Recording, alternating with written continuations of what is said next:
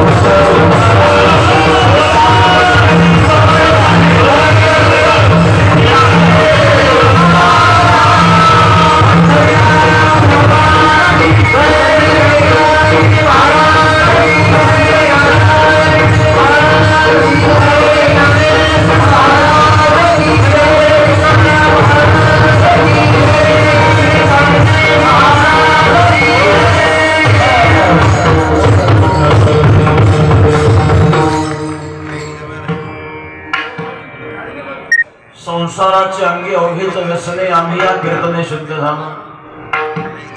आता हे सोळे झाले त्रिभुवन विश्वमधून सांगिले. ब्रह्मपुरी वास करणे अखंड न देखिजे तोंड विटाळाचे. आता हे सोळे झाले त्रिभुवन विश्वमधून सांगिले.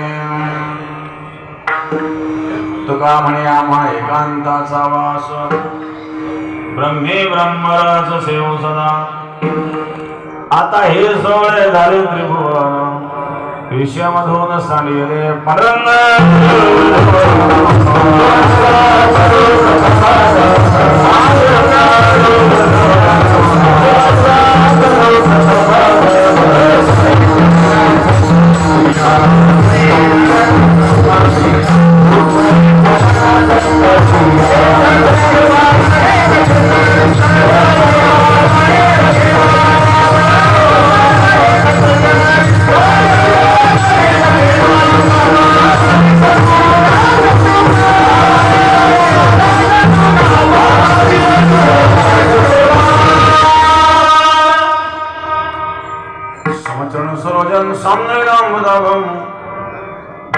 पाणी मंडलम मंडलम तवन तुलसी माला कंदरम कुंज नेत्रम सदैव धवलहासम विठ्ठलं चिंतयामि. ओम नमो ज्ञानेश्वरा करुणाकरा दयाळा भवचा अनुग्रह लादलो पावन धातोचराचरी. ध्यानमुदं गुरुमूर्ती पूजा मुदं गुरुपदम् मंत्रमूलं गुरुर्वाक्यं मोक्षमूलं गुरुर्पदम्. गंगा विशुद्धं निजपादभर्षं सर्ववेदिनं ब्रह्मेदं पुण्यधाम परादेशितं समाधेतवरं नमामि गंगाधीयोगिनाम्. शुचिः शिरः समदक्षः समप्रतापविजितेन्द्रियम् तं नारायणगिरिं वन्दे सच्चिदानन्दविग्रहम्. योगराज सद्गुरु गंगागिरी महाराजांच्या कृपेने सद्गुरु श्री नारायणगिरी महाराजांच्या आशीर्वादाने आज आषाढवद्य एकादशी आहेत.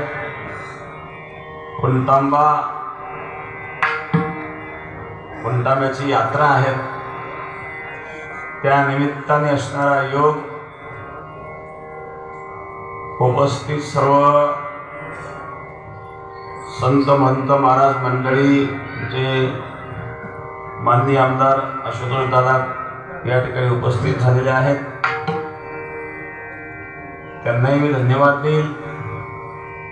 आणि आणखी उपस्थित झालेले सर्व मान्यवर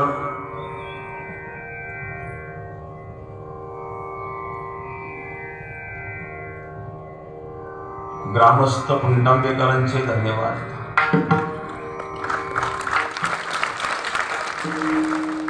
कुंटांबेकर गावामध्ये आपली फार मोठी आषाढी यात्रा होत असते.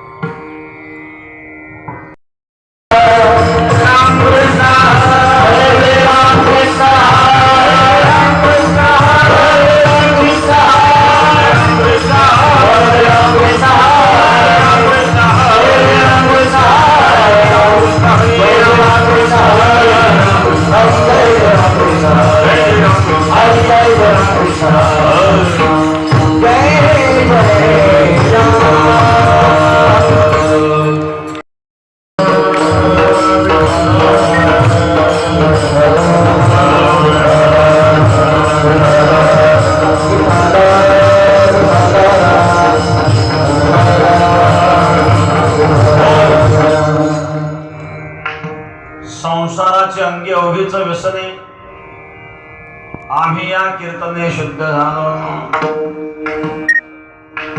संसारामध्ये अनावश्यक गोष्टीच्या मागे मनुष्य पळतो आणि जो अत्यावश्यक परमार्थ आहे तो सोडून देतो. परमार्थापासून वंचित झालेले हे निश्चित भरकटलेले लोक आहेत. कारण जीवनाचं अंतिम साध्यच त्यांना कळालं नाही.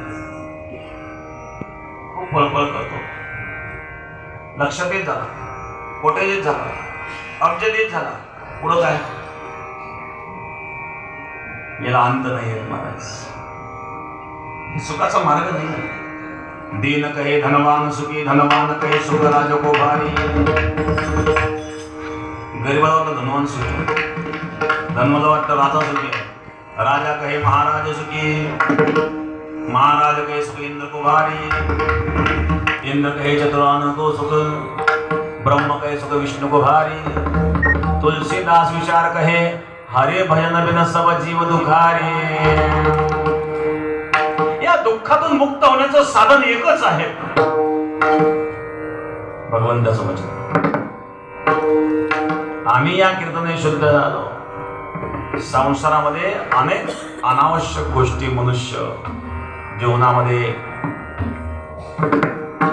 उतरवतो आणि त्या दुःखाला कारण करतो। व्यसन अनेक प्रकारचे असतात, एके ठिकाणी 7 प्रकारची व्यसना सांगितली। द्यूतंच मांसंच मदिराच विश्राम गयाम पदार सेवां चितानि सप्त व्यसनानि दोषी घोराति घोरं नरकं नयामि। 7 प्रकारचे व्यसन। द्यूतंच मांसंच मदिराच वेश्या मृगया चौर्यं परदार सेवा। दूध खेळले, धर्मराज दूध खेळले, काय परिणाम झाला? तो धर्मराजा बहुपंगरासी का दूत खेळी दुर्योधनासी। हरो निकांता केली उपाधी विनाश काले विपरीत बुद्धी। धर्मराजाला द्यूत खेळण्याची बंदी झाली। अरोनिकांता द्रौपदीला डावावर लावला आणि ते सुद्धा हरला। त्याचे परिणाम भर सभेमध्ये द्रौपदीला नग्न करण्याचा प्रयत्न। कल्पना करा, आपल्या पत्नीला आपल्या डोळ्यासमोर भर सभेमध्ये कोणी नग्न करण्याचा प्रयत्न करतोय, हे आपण आपल्या उघड्या डोळ्याने पाहतोय। यापेक्षा वाईट घटना आपल्या जीवनात कोणती असू शकते? जी घटना धर्मराजाच्या जीवनात घडली, याला कारण द्यूत खेळल्यामुळे द्यूतामध्ये राज्यही हरण झाले, पत्नीलाही आई डावावर लावल्यानंतर तेही हरण केलं गेलं आणि शेवटी दुर्दशा झाली। बघा, सज्जन असो किंवा दुर्जन असो, चुकला म्हणजे फळ आहेच। धर्मराजासारख्याला फळ चुकलं नाही, आपलं काय चुकलं?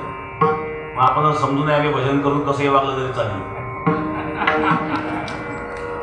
कर्माचं फळ देवाच्या बापाला चुकलं नाही, दशरथाला चुकलं का? मग दशरथाला चुकलं नाही याचा अर्थ देवाच्या बापाला चुकलं नाही, आपलं चुकलं का? जे कर्म केलं ते फल देणार आहे। आणि धर्मराज आपल्या डोळ्यासमोर पाहतात, द्रौपदीचे नेत्र सजल झाले। लाज रखो तुम मेरी प्रभुजी, लाज रखो तुम, लाज रखो तुम मेरी प्रभुजी, लाज रखो तुम।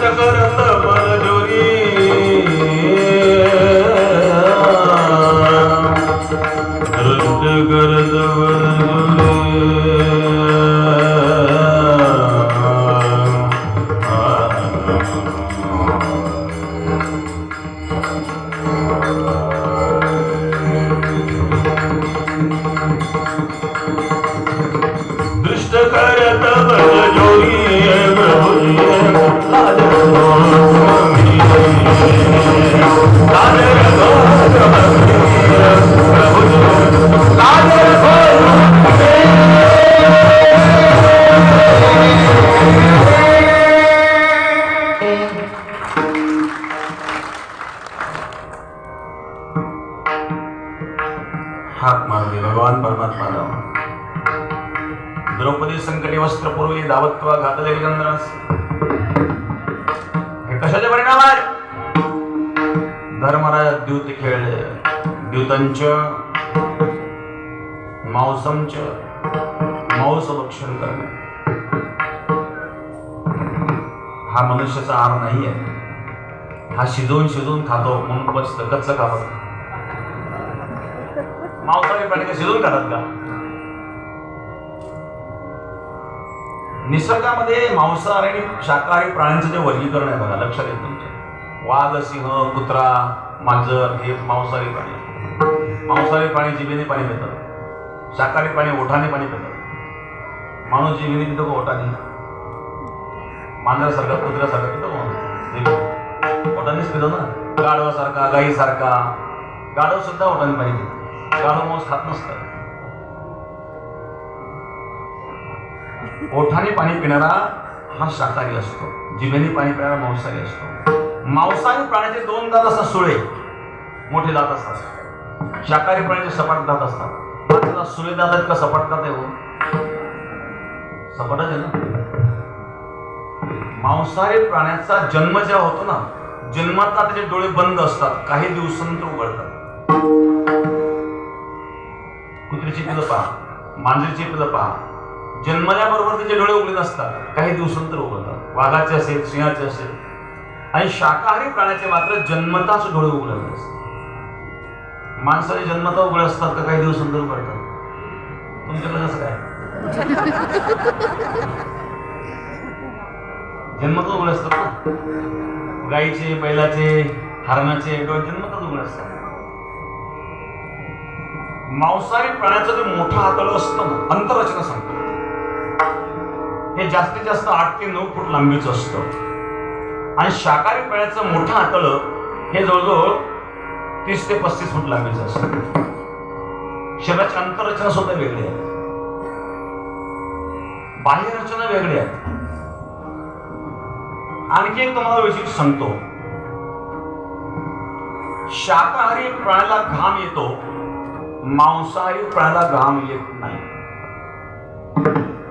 कुत्र्याला कधीच घाम येणार नाही, माणसाला कधीच घाम येणार नाही.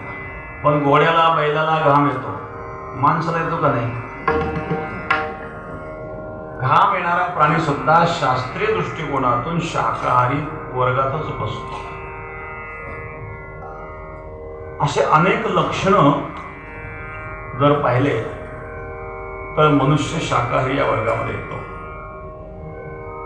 स्वतःचं पोट भरण्याकरता जीवाची हत्या करणे किती उचित आहे? एक मनुष्य म्हणला, महाराज मग आपण जर समजा कोणी खाल्लंच नाही तर बाकीचे जीवन किती वाढतील? ही जबाबदारी तू कसं घेतो? बाकीचे आपण वाढले, जंगलातले प्राणी वाढले का सगळे? निसर्गामध्ये ती शक्ती आहे बॅलन्स ठेवण्याची. आपण आपलं स्वतःच बनवतो. शुद्ध आहारामध्ये, शुद्ध सात्विक आहारामध्ये मांसाहार येत नाही. द्यूतंच मांसंच, तिसरे मदिरा. मदिरा प्राशन करणं आरोग्याला तर हानिकारक आहेच, परंतु काय घडतं त्याद्वारे? कबीर महाराज सांगतात, बंदे हुशार नामे साहेब राजी रखनावे, बंदे हुशार नामे साहेब राजी रखनावे, बंदे हुशार नामे साहेब राजी रखनावे, बंदे हुशार नामे साहेब राजी रखनावे. दारू गांजा मस्यो यारो अक्कल गुम हो जाती है, दारू गांजा मस्यो यारो अक्कल गुम हो जाती है, दारू गांजा मस्यो यारो अक्कल गुम हो जाती है, दारू गांजा मस्यो यारो अक्कल गुम हो जाती है. अपने मनों का काम कर, अपने मनों का काम कर, मुंह में मिट्टी आती है. बंदे हुशार नामे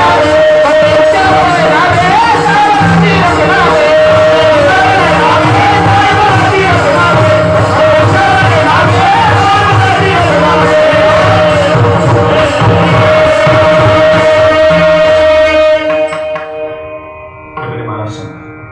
दारू गांजा मटियो यारो अक्कल गुम हो जाती है, अपने पलों का दाम खर्च कर मुंह में मिट्टी आती है.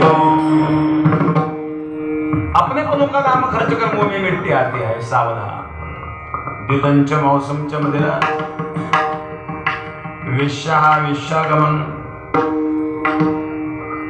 पाचवे मृगया म्हणजे शिकार करणे, जीवाची हत्या करणे. सहावे चौर्य म्हणजे चोरी करणे. आणि सातवा परदार सेवा, परस्त्री करणे. ही 7 व्यसन आहेत. एताने सप्त व्यसनानि लोके घोराति घोरम नरकम नयाति. अशा प्रकारची ही जरी 7 व्यसन असले तर या संसारामध्ये हा संसारच व्यसन रूप आहे. महाराज सांगतात संसाराच्या अंगी अवघीच व्यसने आम्ही या कीर्तने शुद्ध झालो. आणि मग या सर्व व्यसनातून बाहेर पडायचं असेल तर भगवंताचं भजन त्यामध्ये समान आहे. तेने सदा चित्ता समाधान सदा नाम घोष हरि कथा सदा नाम घोष हरि कथा सदा नाम घोष हरि कथा सदा नाम घोष हरि कथा सदा नाम घोष हरि कथा सदा नाम घोष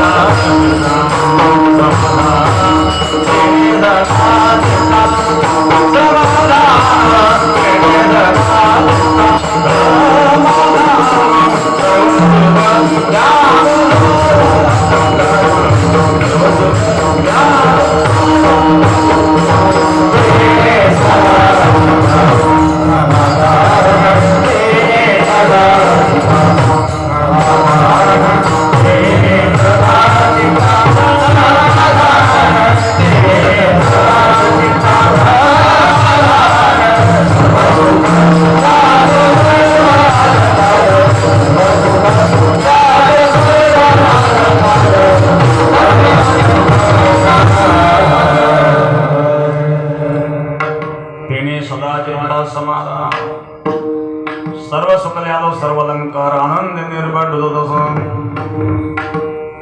सुखाचा समाधानाचा मार्ग हा भगवत भजन आहे. कारण त्याद्वारे जीवनातील सर्व अशुद्धी निघून जाते. आम्ही या कीर्तने शुद्ध झालो. बाह्य शुद्धी, अंतरशुद्धी. शरीराची बाह्य शुद्धी आवश्यक आहे, पण बाह्य शुद्धीपेक्षा अंतरशुद्धी अतिशय महत्वाची आहे. अंतःकरण शुद्ध करण्याकरता भगवत भजन अत्यावश्यक असतं. आणि म्हणून महाराज सांगतात आम्ही सतत भगवंताच्या चिंतनात राहिलो. सततं कीर्तयन्तो मामेतन्तश्च सर्वतः नमस्यन्तश्च मां भक्त्या नित्ययुक्ता उपासते. त्याचा परिणाम माझ्या अंतःकरणातल्या सर्व अपवित्रता गेल्या. मी शुद्ध झालो आणि अद्वैत बोधावर आरूढ झालो. त्यामुळे द्वैतही संपलं आणि विषमता संपली. द्वितीय चरणात आता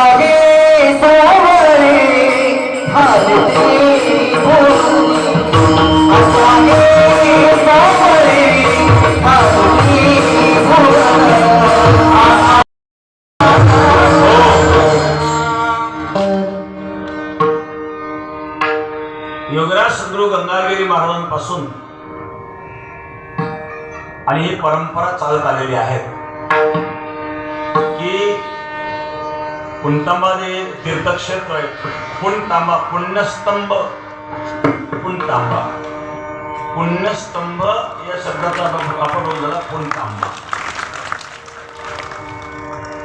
पुरातन अशा प्रकारचे स्थान आहे. पुणतांब्यामध्ये आणि खूप विद्वान मंडळी पूर्वी राहत होते. आजही भरपूर ब्राह्मण मंडळी या ठिकाणी आहेत. पुणतांब्याला दक्षिण काशी सुद्धा म्हटलं जात होतं. तर अशा प्रकारे एक तीर्थक्षेत्र आहे, पवित्र तीर्थक्षेत्र चांगदेव महाराजांचं समाधीस्थळ आहे.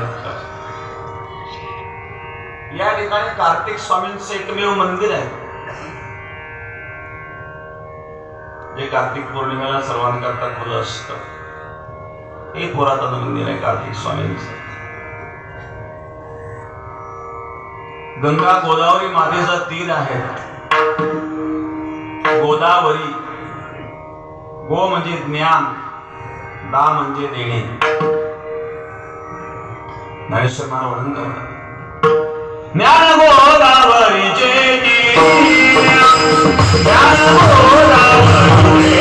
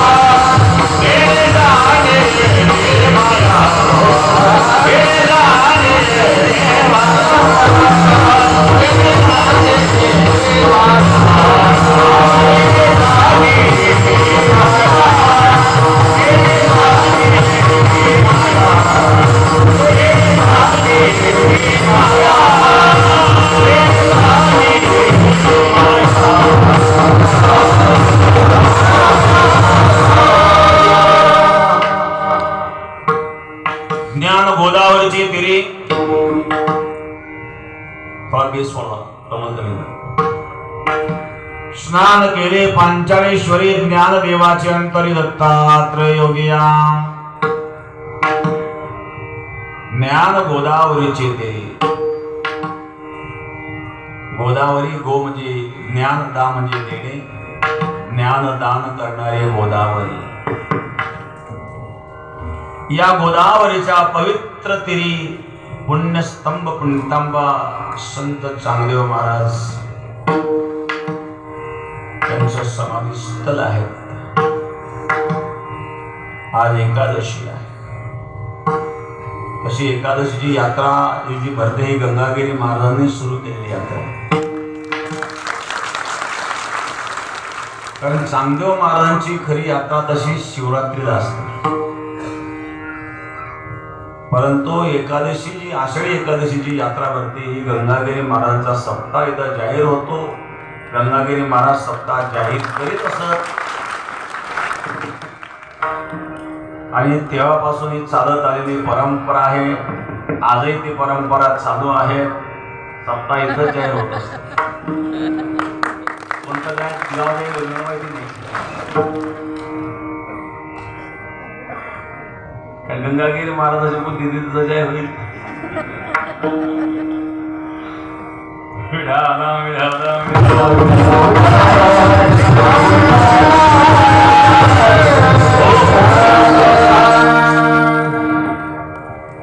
भेंड्याचा सप्ताह होता.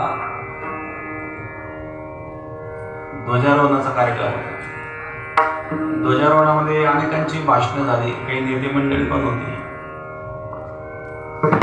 तिथं भास्करगिरी महाराज आलेले होते आणि ते आपले सदैव बसले जाते. भास्करगिरी महाराजांनी मला विचारले, ध्वजारोहण प्रत्येक वर्षी असतं का? म्हटलं हो. म्हणजे असे भाषण प्रत्येक वर्षी होतात का? म्हटलं होतात. म्हणजे असं जर काही बिघडलं, काही झालं बिघडलं काय, अजून कुठं नारळ दिले होता.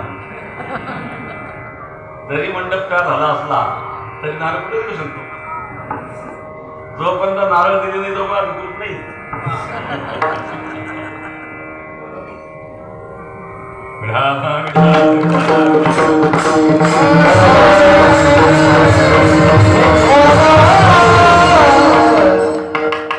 परंतु आता काळ बदललेला आहे. कार्यक्रम मोठे मोठे होतात, त्यामुळं 5-7 महिने अगोदरच नियोजनाला लागावं लागतं. कारण अचानक वेळेला होणारा हा सप्ताह नाही आहे, त्यामुळं ही तयारी लवकरच करावी लागत असते. तरी असो, आषाढ वद्य एकादशीच्या निमित्ताने असणारा हा सेवेचा योग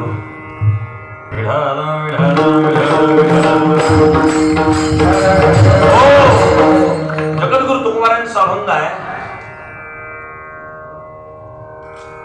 अभंग स्थितीपर आहे. तुकोबार या ठिकाणी वर्णन करतात, हा जो संसार आहे ना, मुळात संसार हाच व्यसनरूप आहे. अनावश्यक वस्तूची अत्यावश्यकता वाटणं यालाच व्यसन म्हणतात. काही गोष्टी अनावश्यक असतात, काही आवश्यक असतात, काही अत्यावश्यक असतात. जसं जीवनामध्ये अन्न, वस्त्र आणि निवारा या 3 गोष्टी आवश्यक आहेत. अन्नाची प्रत्येकाला गरज आहे, वस्त्राची प्रत्येकाला गरज आहे, निवाऱ्याची घराची गरज आहे. पण नसलं घर तर माणूस काही मदत नाही, जगू शकतो. हे पशु पक्षी राहतात, त्यांना कुठं घर आहे? जंगलात आदिवासी लोक राहतात, म्हणजे साधू संतही राहतात. नसेल निवारा तरी जगू शकतो, पण वस्त्र तर पाहिजे. नसेल वस्त्र तरी आमचे संत राहतात नग्न अवस्थेत. अन्न किती आवश्यक? वस्त्र आणि निवाऱ्यापेक्षा अन्न हे अत्यावश्यक आहे. तर अन्नाशिवाय मनुष्य जगू शकत नाही. पण नसेल अन्न तरी पण काही काळ मनुष्य जगेल ना अन्न वाचून. त्यापेक्षा जल अत्यावश्यक आहे. पाणी नसेल तर, पण नसेल पाणी तरी पण मनुष्य काही दिवस जगू शकतो. पण श्वास नसेल तर, मन नसेल श्वास तर जगू शकतो. श्वास नसेल तर 1 मिनिट सुद्धा, 1 सेकंद सुद्धा मनुष्य जगू शकणार नाही. इतका श्वास महत्वाचा. जीवनामध्ये श्वास, म्हणून आपल्या सर्व साधू संतांनी, ऋषी मुनींनी श्वासावर जो जोर दिला, मन आणि श्वास याचा फार जवळचा संबंध आहे. श्वास अस्थिर झाला की मन चंचल होतं, किंवा मन चंचल झाला की श्वास अस्थिर होतो. श्वासावर जर तुम्ही ताबा ठेवाल तर मन ताबेत. म्हणून त्याकरता प्राणायाम जे शास्त्रकारांनी सांगितलेलं कारण हेच. मनुष्य जेवण किती करतो दिवसभरामध्ये? अर्धा किलो खाईल, अर्धा 1 किलो खाईल. 1 किलो पुढे तर खाणार नाही ना. पाणी किती पितो? 4-5 लिटर पितो. म्हणजे अन्नाच्या 4 पटीने मनुष्य पाणी पितो. आणि हवा किती घेतो? माणसाला एका तासाला 1 किलो हवा लागत असते. 24 तासात 24 किलो हवा घेतली. अन्न फक्त 1च तास खातो. अन्नाच्या 24 पटीने हवा आहे. त्याच्यासाठी सहज मिळतो, लक्ष जात नाही त्याच्याकडे. मग श्वास अत्यावश्यक आहे. तेवढे महाराज सांगतात, 1 श्वास से नहीं है 3 लोक का मोल, कहे ना सो कह दे आप क्या बजाओ ढोल. एक श्वास महत्वाचा आहे. जीवनामध्ये श्वास जसा अत्यावश्यक आहे, त्यापेक्षा अत्यावश्यक भगवंताचं वचन आहे.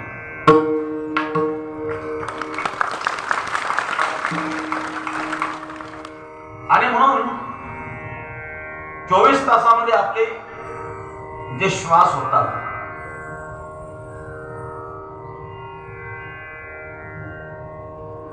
त्या श्वासाच्या तुलनेमध्ये आपण माळ जप करतो. 108 महिन्यांची माळ जे वापरतो, 24 तासामध्ये 21,600 श्वास आहेत आपल्यामध्ये. 24 तासामध्ये आपण जे श्वास घेतो ना, हे श्वास होतात 21,600. त्याच्यामध्ये 12 तासाचे किती झाले? त्याच्या 50% गेल्यावर 21,600च्या 10,000, 10,800.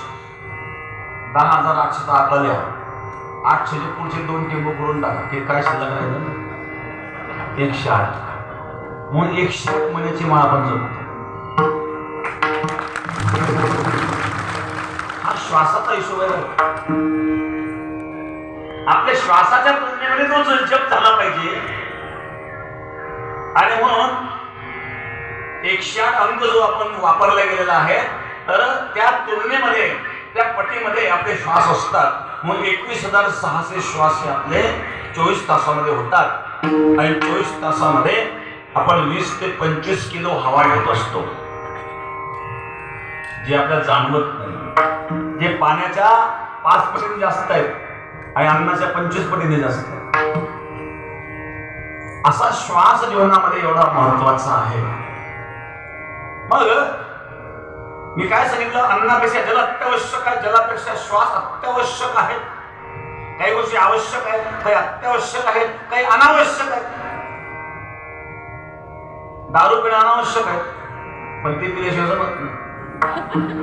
तंबाखू खाणं अनावश्यक आहे, पण खाल्ल्याशिवाय जमत नाही. काही काही रागारागात पुढे फेकून देतात, पण कोणाला खाताना पाहिजे जिभेला पण सुद्धा आहे काय तुला.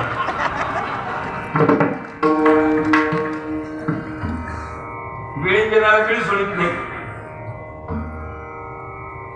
एक जणांना बिडी पिताना दर्शनाचा जाऊन आपला तोडात बिडी तशीच दर्शन घेतो आणि तोडात बिडी चालतो. त्या साईडला आहे बाबा ते बिडी जो खालून पायाला चटका लागतो, ह्याचं दर्शन घेत असतात. त्या जोडीदाराला पित तोडला, महाराज माझं दर्शन होईल पण तुमच्या हातात राहू दे बिडी.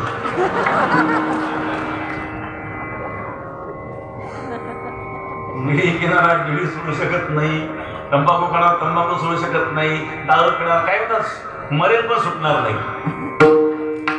म्हणजे अनावश्यक गोष्टीला अत्यावश्यक मानणं याला व्यसन म्हणतात. या संसारामध्ये बहुतेक गोष्टी अनावश्यक आहेत. संसारामध्ये अत्यावश्यक एकच आहे की ते परमात्म्याचं भजन. शतं विहाय भक्तव्यं सहस्त्रं स्नानं आचरेत्, लक्षं विहाय दातव्यं कोटिं त्यक्त्वा हरिं भजे. शेकडो कामं सोडावी माणसाने, पण भोजन करावं. शतं विहाय भक्तव्यं सहस्त्रं स्नानं आचरेत्, हजारो कामं सोडावी पण स्नान करावं. लक्षं विहाय दातव्यं लाखो कामं सोडावी पण दान करावं. पण त्याच्या पुढे सांगितलं कोट्यम त्यक्त्वा हरिं भजे, कोट्यावधी कामं सोडावी पण भगवंताचं भजन करा. जीवनामध्ये भगवंताचं भजन या संसारातील प्रत्येक गोष्टीपेक्षा अत्यावश्यक आहे. नवे नवे मनुष्य शरीरच त्याकरता आपल्याला प्राप्त झालेला आहे. नरतनु से आया बाबा, मुख कमल तो अच्छा है, राम भजन को क्यों ना करे, नरक कुंड में डूबता डूबता है. राम भजो राम भजो राम भजो राम भजो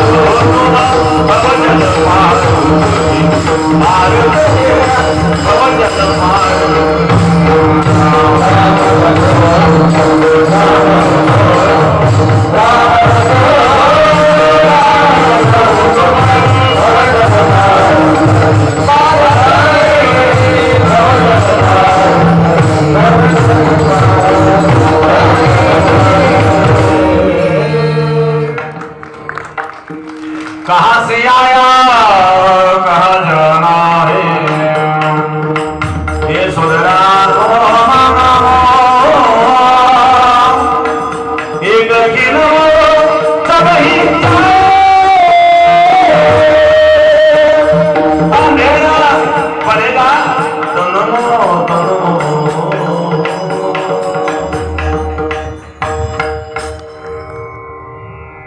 कुठं झालंय जन्माच्या पुढे कुठं होतास मृत्यूनंतर कुठं जाणार आहेस हे सुद्धा राखो एक खिनमो सबही जावे अंधेरा पडेगा ओट भगवंताने ओट म्हटल्यावर ठ म्हणायच्या अगोदर तिथं पोचावं लागेल एक खिनमो सबही जावे अंधेरा पडेगा तनमो संसार धोकेबाज आहे संसारातलं धोक्याच्या पलीकडे द्यायला काहीच नाही धनानि भूमो पशवश्य गोष्टे भाग्याग्रहत्वारे जनस्वशनाभूमी हर्षितायां दोन आहेत जमिनीवर राहील गाई कोठ्यात राहतील पत्नी घराच्या दारात मित्र स्मशानात आले काळी लावून निघून गेले शरीर सुद्धा जळून गेलं देहर्चितायां परलोक मार्गे कर्मानुगो गच्छति जीव एका हे शरीर सुद्धा चितेत जळून भस्म झालं याचा अर्थ संसाराने काय दिलं धोका दिला मग अनावश्यक गोष्टीला अत्यावश्यक मानणं हेच व्यसन आहे आणि संसार हा अध्यात्माच्या दृष्टीने अनावश्यक ठरतो आणि म्हणून त्याला अत्यावश्यक आहे अत्यावश्यक आहे भगवंताचं कीर्तन भगवंताचं भजन आणि म्हणून महाराज सांगतात संसार हा व्यसनरूप आहे या संसारामध्ये अवघी व्यसनच आहेत पण आम्ही मात्र यापासून शुद्ध झालो कशामुळं तर कीर्तनाने भजनाने शुद्ध झालो प्रथम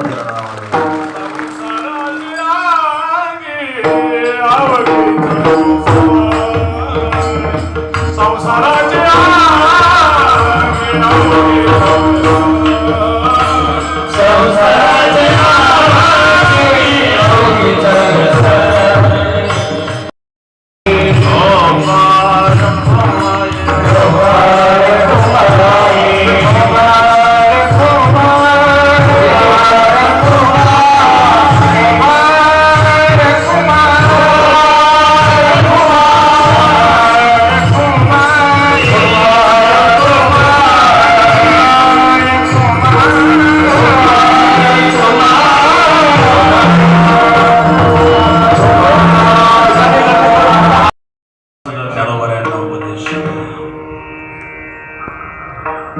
बोल बोलता वाटे सोपे करणे करता टीर काही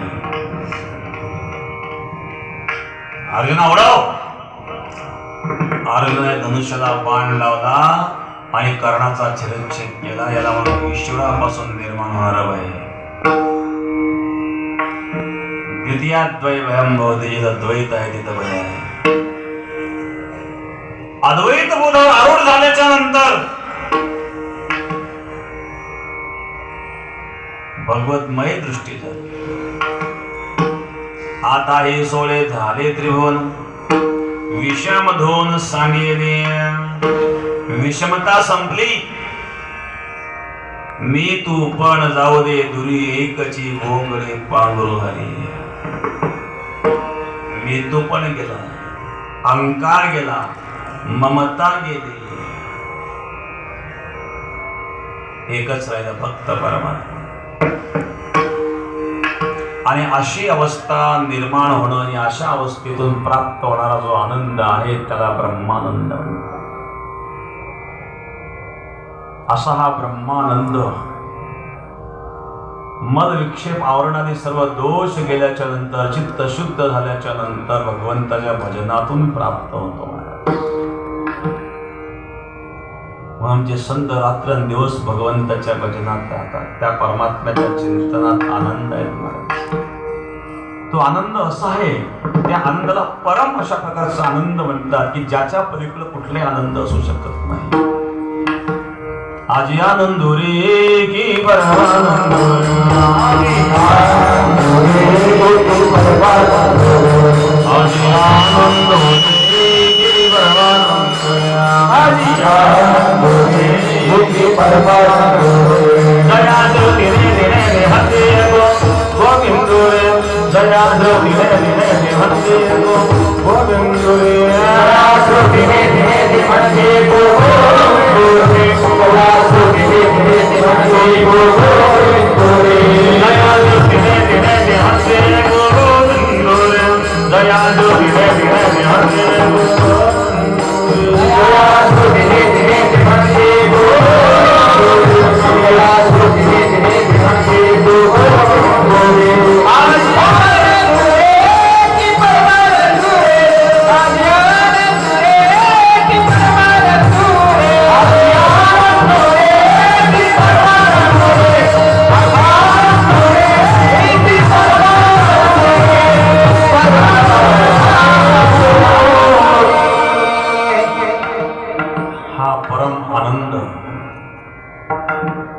ब्रह्मानंद म्हणतात.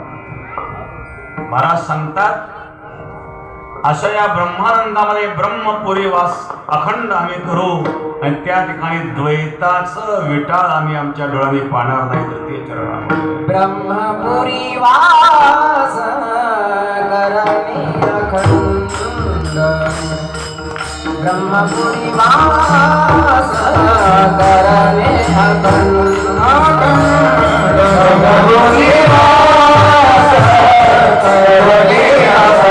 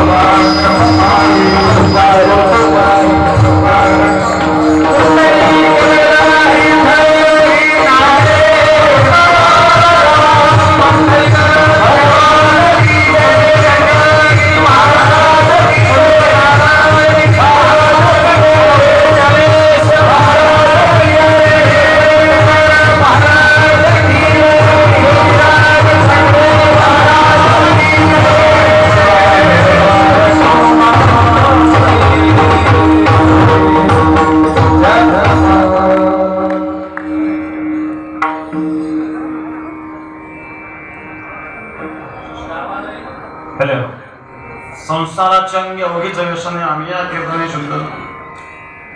आता हे सोहळे झाले ते भुवन विषय मधून सांगितले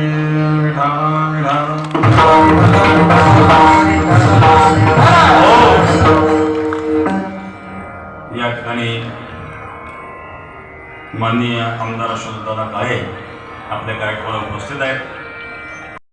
ज्ञानाची पवित्रता जीवनामध्ये आहे. कारण भक्ती ही ज्ञानाची जननी आहे. पुढे भक्तीने धरले हाती मागे ज्ञान वैराग्य धर्म येते आणि त्याचा परिणाम स्थिर केली ती आचपळे होती. आचपळे इंद्रिय, हे इंद्रिय फार आचपळे, हे कधीच एखादा तोंड थांबत नाही, कधीच स्थिर होत नाही. या आचपळ इंद्रियांना स्थिर करण्याचा मार्ग आहे ज्ञान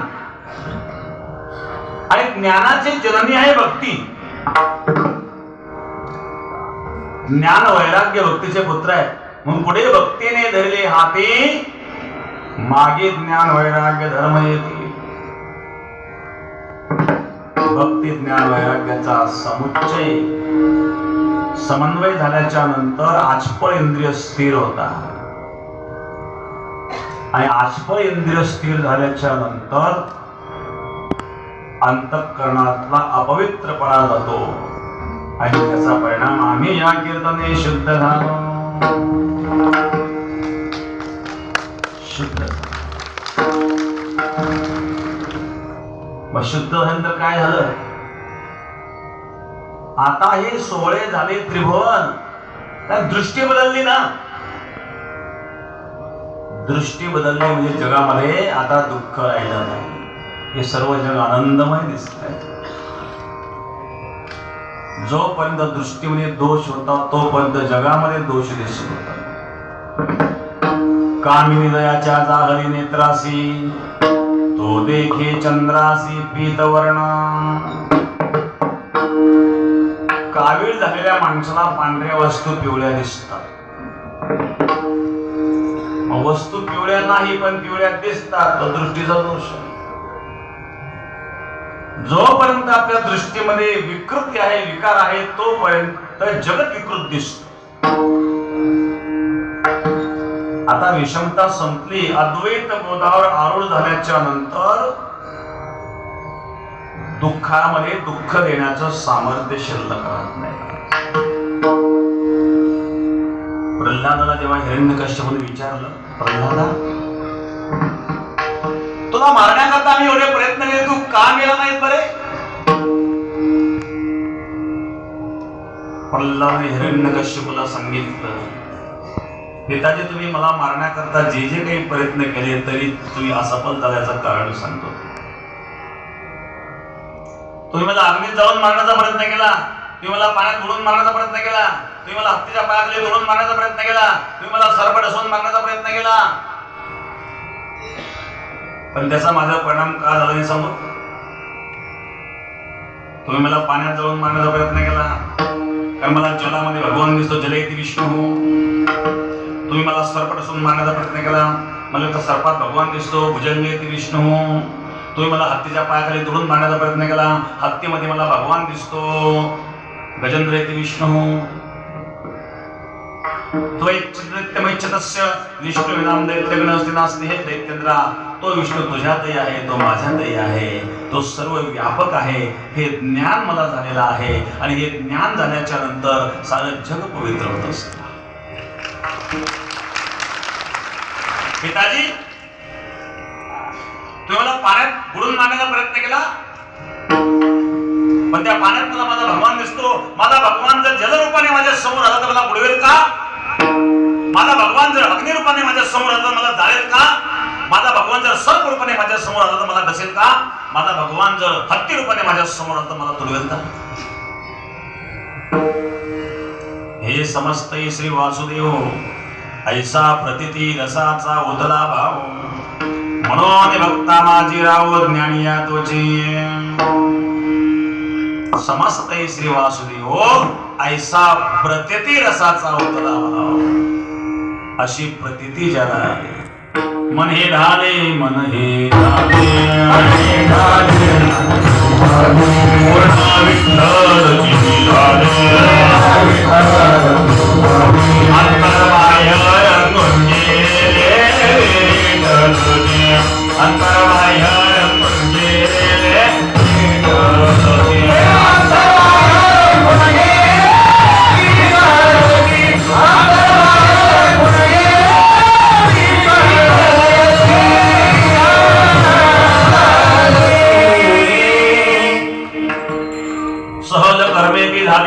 जनार्पण जन नोहे हा अवघा जनार्दन ऐसे एकताने होती साधू जन एका जनार्दने बांधली निज गुण जन नोहे हा अवघा जनार्दन.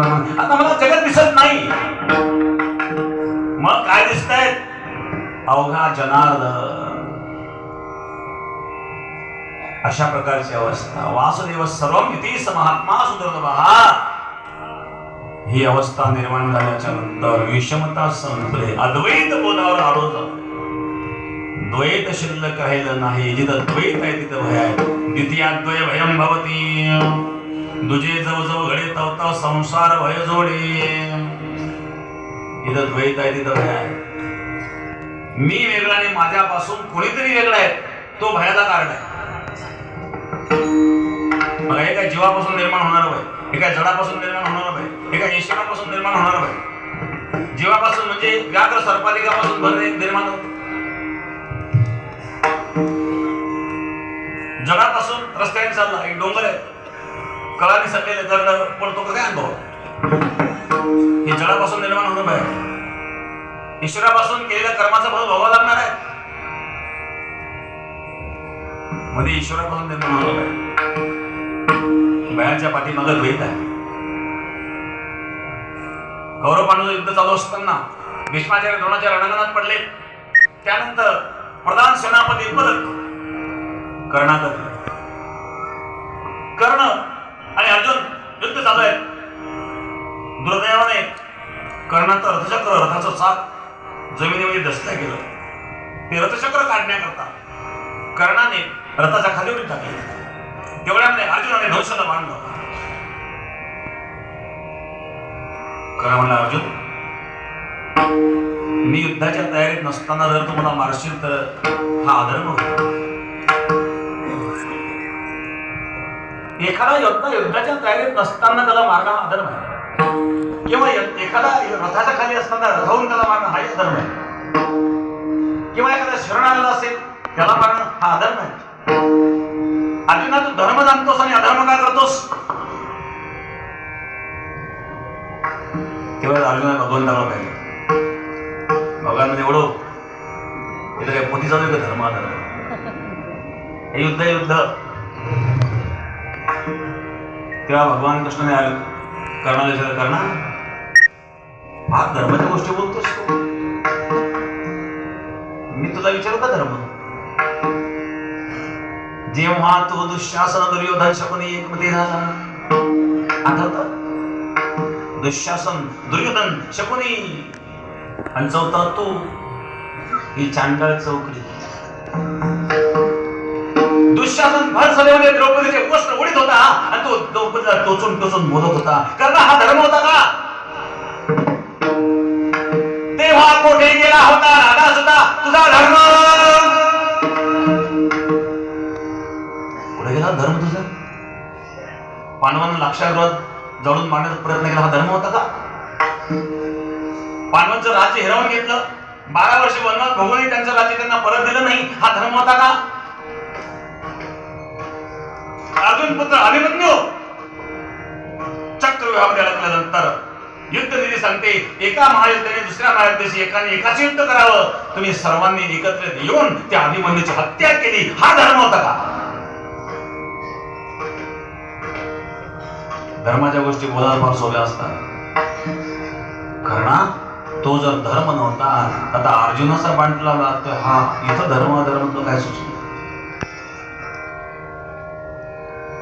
दुसऱ्याला धर्माचा उपदेश करणारे फार लोक असतात पण बोल बोलता वाटे सोपे करणी करता टीर कापे. बोलणं फार सोपं असतं उपदेश करणं सोपं असतं पण स्वतःवर जेव्हा पितती ना तेव्हा कळते. मोठे मोठे उपदेश करणारे सुद्धा फेल होतात त्यांनाही कोणातरी उपदेशाची गरज पडते. माऊली ज्ञानेश्वर यांना सुद्धा उपदेशाची गरज पडली आणि मुक्ताबाईंनी ज्ञानोबरांना उपदेश केला. योगी पावन योगी पावन योगी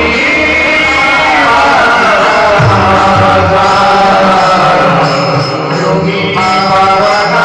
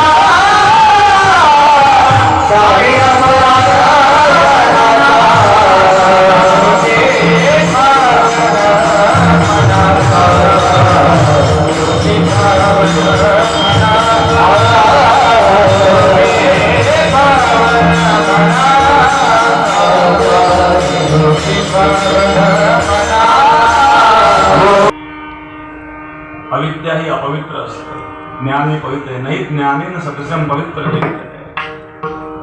अज्ञानाचा अंधकार संपला, द्वैताचा विटाळ संपला.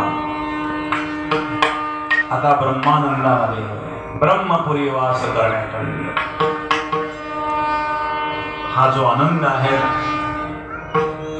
परब्रह्माशी एकता झाल्याच्या नंतर प्राप्त होणारा आनंद हा शब्दातीत आहे. मन बुद्धीच्या पलीकडे असणार ते परमतत्व, त्याचं यथार्थ ज्ञान झालं. भक्ती आणि ज्ञानाचा समन्वय या ठिकाणी झाला. मनवाच्या तिथं तुझे हे सरोवर, मनवाच्या तिथं तुझे सरोवर.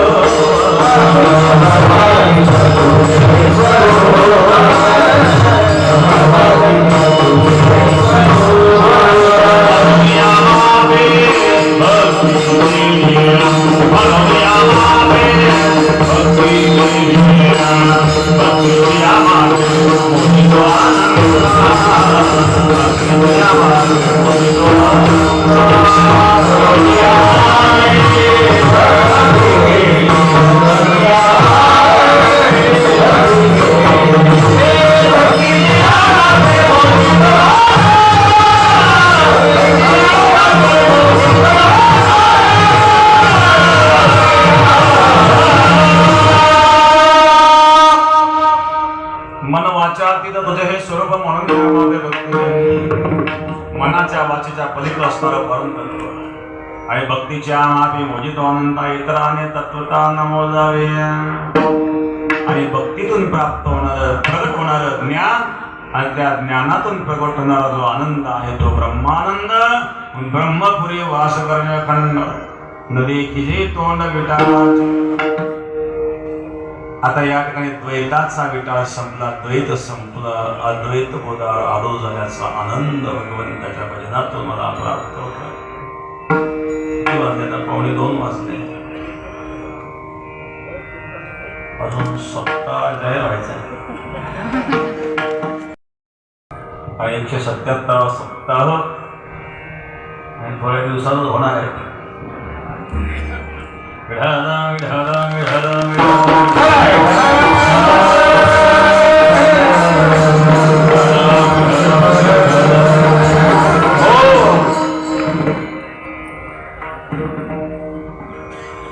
अखंड हरिनाम सप्ताह प्रत्येक वर्षी या ठिकाणी जाहीर होत असतो. अज्ञानाचा अंधकार संपला, द्वैत संपलं, त्याचा परिणाम सहज कर्मेती झाली ब्रह्मार्पण. जन नोहे हा अवघा जनार्दन, ऐसे ऐकता निवती साधू जन. एका जनार्दने बांधले निज गुण. आता मला जगत दिसत नाही, या जगतामध्ये सर्वत्र भगवान दिसतो, सर्वत्र भगवत दर्शन म्हणतात. भगवत दर्शनाचे 4 प्रकार सांगितले जातात.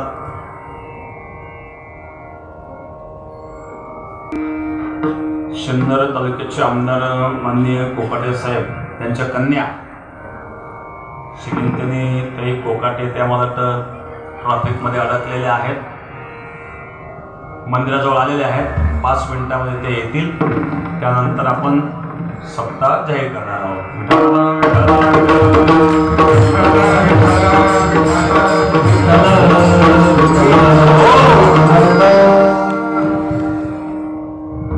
एक आहे स्वप्नातील भगवत दर्शन, दुसरं ध्यानातील भगवत दर्शन, तिसरं प्रत्यक्ष भगवत दर्शन आणि चौथे सर्वत्र भगवत दर्शन. यथार्थ अद्वैत बोधावर आरूढ झाल्याच्या नंतर सर्वत्र भगवत दर्शन घडत असतं. एकनाथ महाराजांना गाढवात भगवत दर्शन घडलं. गाढव पाणी वाचून तळमळत होता. नाथ महाराजांनी अभिषेकाकरता आणलेलं जल हे गाढवाच्या मुखात होतं. बाकीचे ब्राह्मण म्हणले, महाराज तुम्ही गाढवाला पाणी करता. नाथ महाराजांनी सांगितलं, तो तुम्हाला गाढव दिसतोय, मला माझा परमात्मा दिसतोय. एकनाथ महाराजांना गाढवात भगवान दिसला, नामदेव महाराजांना कुत्र्यात भगवान दिसला, आपल्याला माणसात दिसत नाही. आपलं दुर्दैव. एकदा नामदेव महाराजांना एक भूत भेटलं बरं का जंगलामध्ये. नामदेव महाराज म्हणे, हे भगवान आज कोणतं रूप धारण करून आले तुम्ही? आणि नामदेव महाराजांनी त्या भूताची स्तुती करायला सुरुवात केली. आजी आयो मेरे लंबोदर,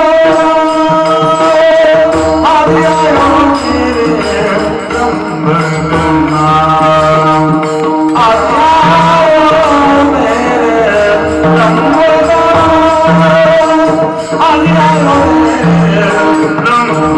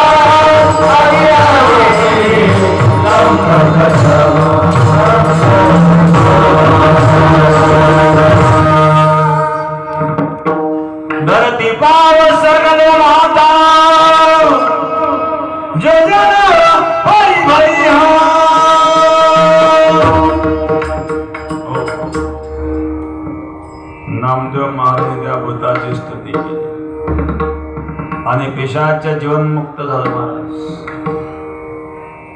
याला सर्वत्र भगवत दर्शन म्हणतात. हे काय स्वप्नातील भगवत दर्शन, काही ना स्वप्न भलते विचित्रच पडतात. एक मोज म्हटलं महाराज मला फार विचित्र स्वप्न पडतात, कोणतरी माझ्या मागं लागतं, मारायला मला पडतच येत नाही. त्याला म्हणलं ज्या तुझं विचित्र स्वप्न पडतं त्या तुझा स्वभाव विचित्रच असला पाहिजे. कारण स्वप्न हे अंतःकरणातील वृत्तीचं असणारं एक रूप आहे. अंतःकरणाची वृत्ती आपली कशी आहे जाणून घ्यायचं असेल, आपल्याला स्वप्न कसे पडतात तेव्हा लक्षात येईल. आणि म्हणून अंतःकरण वृत्तीचा दर्पण आरसा म्हणजे स्वप्न आहे. भगवंताचं भजन करणाऱ्याला स्वप्नात देखील भगवान दिसतो. एक आहे स्वप्नातील भगवत दर्शन, दुसरे ध्यानातील भगवत दर्शन. डोळे बंद केले काय दिसतं? शेतकऱ्याला काय डोळे बंद केलं? कांदे दिसतील, मगाचे कणस, मुगाच्या शेंगा, चवळीच्या शेंगा. रात्रंदिवस ते चिंतन करतो ना. मग ते जसं चिंतन करतो तसं ध्यान करतो. भक्त रात्रंदिवस ज्या भगवंताचं चिंतन करतो तेव्हा त्या ध्यानातही भगवान येत असतो. त्याला ध्यानातून झालेलं दर्शनला ध्यानातील भगवत दर्शन. तिसरा प्रत्यक्ष भगवत दर्शन. योगियाच्या ध्याने ध्याता ना तुळसी, तो आम्हापासी मागे पुढे. हे प्रत्यक्ष दर्शन आहे. आणि सर्वत्र भगवत दर्शन. विठ्ठल जरी स्तरी भरला रीता ठाव नाही उरला, आजव्या दृष्टीने पाहिला विठ्ठलचे. असं सर्वत्र भगवत दर्शन झाल्याच्या नंतर आता प्राप्त होणारा आनंद ब्रह्मानंद आहे. ब्रह्मपुरी वास करणे अखंड, न देखीचे तोंड विटाळाचे. अविद्येचा विटाळ संपला, द्वैताचा विटाळ संपला. आता आम्हाला हवा एकांत. एकांत म्हणजे जंगलात जाऊन राहणं हाच एकांत नाहीये. तुम्ही जंगलात जरी गेले तर मन तुमच्या बरोबरच आहे, इंद्रिय तुमच्या बरोबरच आहे, पाणी पण तेच आहे, हवा तीच आहे, पृथ्वी तीच आहे, काहीच बदल नाही. प्रल्हादाने प्रतिकूल परिस्थितीमध्ये भजन केलं. जळ भरताना राज्याचा त्याग केला, पण प्रल्हादाची राजमहालात राहून भक्ती सफल झाली आणि जळ भरताने राज्याचा त्याग करून देखील भक्ती सफल झाली नाही, पुन्हा जन्म घ्यावा लागला. मग राज्याचा त्याग करून देखील ज्याची भक्ती सफल होऊ शकले नाही जळ भरताची, आणि राजमहालात राहून प्रल्हादाने भक्ती सफल केली. मग मनुष्य जंगलात राहतो का राजमहालात राहतो हे महत्वाचं नाहीये. एकांत वृत्ती जेव्हा अंतरंग होते त्यावेळेला तो कुठेही राहिला तर जिथं राहिला तिथं एकांत आहे. तो लाखो समाजात राहून देखील तो एकांताचाच असतो. महाराज सांगतात आम्हाला सदैव एकांताचा वास आहे आणि त्यातच मिळणारा आनंद आहे आणि तो ब्रह्मरस आम्ही ब्रह्मभावातून प्राप्त करू शेवटच्या चरणात. तुका माने आम्हा, तुका माने आम्हा,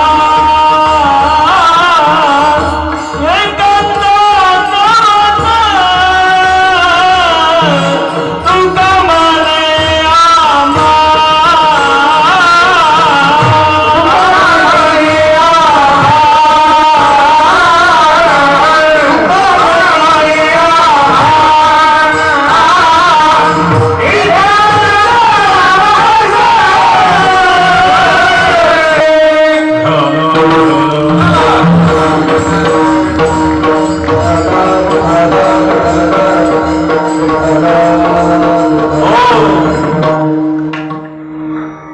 योगीराज सद्गुरू श्री गंगागिरीजी महाराज अखंड हरिनाम सप्ताह समिती परमपूजनीय महंत गुरुवर्य स्वामी रामगिरीजी बाबांचं पूजन या ठिकाणी करत आहेत.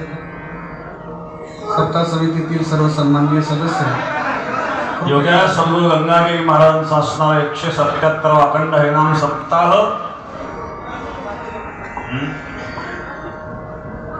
177 असणारा अखंड हरिनाम सप्ताह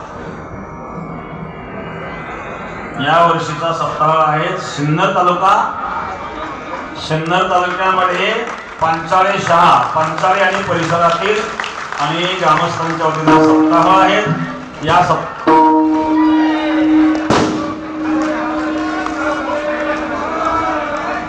सद्गुरू गंगागिरीजी महाराज की जय, सद्गुरू नारायण देव महाराज की जय. खाली बसा, खाली बसा. 177 असणारा अखंड हरिनाम सप्ताह पंचाळे पंचक्रोशी. त्यामध्ये माननीय खासदार राजाभाऊ वाजे, माननीय आमदार माणिकराव कोकाटे, आमचे श्रीमंतनीताई कोकाटे, जे हरिभक्तमान शिवाजी महाराज तळेकर आणि सर्व सप्ताह समिती सर्वांना धन्यवाद धन्यवाद धन्यवाद. 2 मिनिट कोणी उठवू नका. 2 मिनिट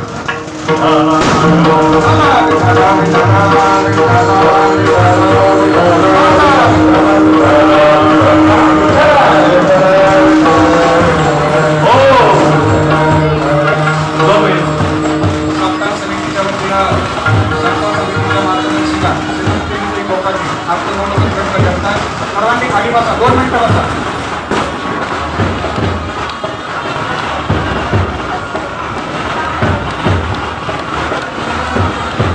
श्री सद्गुरू योगीराज गंगागिरीजी महाराज यांच्या 177वा अखंड हरिनाम सप्ताह. या सप्त्याचं मान यावर्षी आमच्या सिन्नर तालुक्याला मिळालं. त्याबद्दल मी आदरणीय गुरुवर्य रामगिरीजी महाराज यांचे मनपूर्वक असे आभार मानते. आपल्या सगळ्यांना आज मी या सप्त्याचं आमच्या तालुक्यातील प्रत्येक नागरिकाच्या वतीने, तालुक्यातील आमदार माणिकरावजी कोकाटे साहेब यांच्या वतीने आणि आमच्या सप्ताह कमिटीच्या वतीने सगळ्यांना आग्रहाचं आपल्याला आमंत्रण आहे. आपण सगळ्यांनी या सप्त्याला यायचं आहे. आपला कोपरगाव तालुका सिन्नरच्या बाउंड्रीवर आहे. जो टोल नाका आपल्या कोपरगाव तालुक्याच्या इथे आहे तिथे सप्त्याच्या 7 दिवसाच्या कालावधीमध्ये कोणाकडनंही टोल घेतला जाणार नाही याची काळजी आम्ही निश्चितपणे घेणार आहे. गावीहून आपल्याला पंचाळेकडे यायला रस्ता आहे, पांगरीहून रस्ता आहे. कोणालाही काही गैरसोय असेल तर तिथे आम्ही आपलं सगळं नियोजन करणार आहोत. मी आपल्या सगळ्यांना पुनश्च एकदा आमच्या या पूर्ण सप्ताह कमिटीच्या टीमकडनं विनंती करते, या सप्ताहाला आपण मोठ्या संख्येने उपस्थित राहायचं आहे आणि हा सप्ताह आजपर्यंत झाला नाही अशा पद्धतीचा सप्ताह आम्ही सिन्नर तालुका करून दाखवू. हे सुद्धा सिन्नर तालुक्याच्या वतीने 10 तारीख ते 17 15 तारीख हा सप्ताह आहे. 10 तारखेला आपण सगळ्यांनी यायचं आहे. मला सांगायला आनंद वाटतोय महाराज, आपल्याला कदाचित माहिती असेल 10 तारखेला आपल्या तालुक्याचे आपल्या राज्याचे उपमुख्यमंत्री आदरणीय अजितदादा पवार हे सुद्धा सप्ताहाला येणार आहे. तर आपण सगळ्यांनी निश्चितपणे तिकडे सप्ताहाला यायचं आहे. मी विनंती सप्ताह कमिटीकडनं करते आणि आपले 2 शब्द बोलते.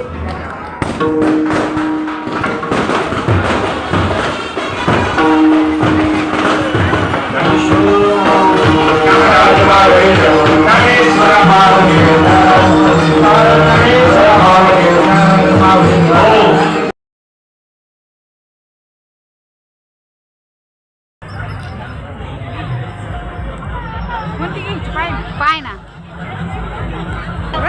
हा पाहूनच घ्यावं लागत. निघायचं सरळ